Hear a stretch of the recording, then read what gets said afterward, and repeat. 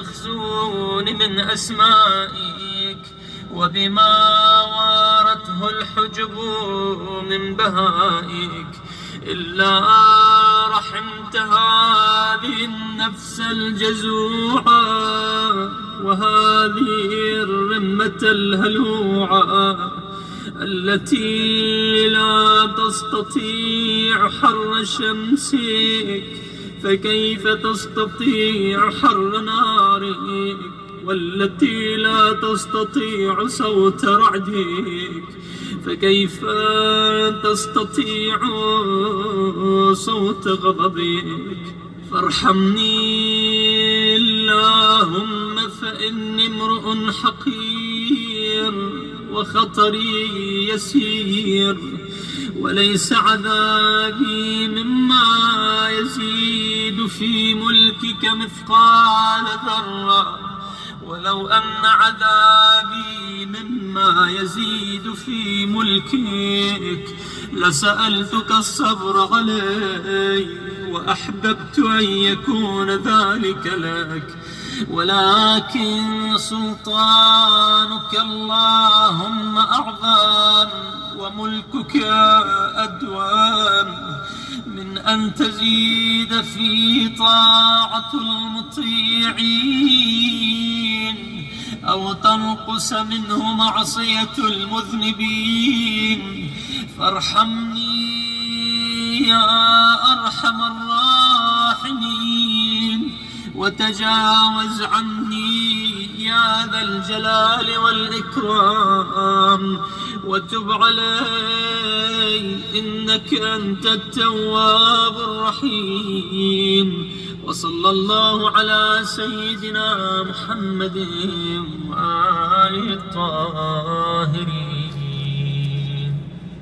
بسم الله الرحمن الرحيم. اللهم صل على محمد وآل محمد.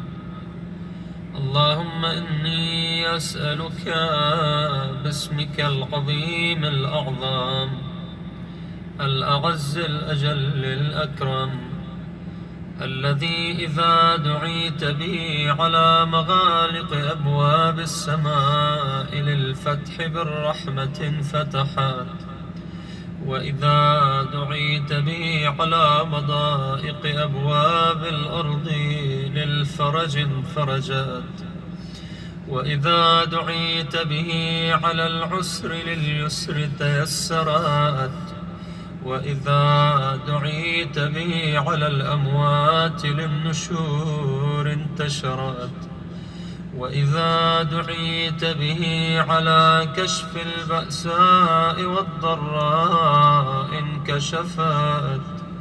وبجلال وجهك الكريم أكرم الوجوه وأعز الوجوه الذي عنت له الوجوه وخضعت له الرقاب وخشعت له الأصوات ووجلت له القلوب من مخافتك، وبقوتك التي بها تمسك السماء أن تقع على الأرض إلا بإذنك، وتمسك السماوات والأرض أن تزولا، وبمشيئتك التي دان لها العالمون، وبكلمتك التي خلقت بها السماوات والأرض، وبحكمتك التي صنعت بها العجائب، وخلقت بها الظلمة وجعلتها ليلا،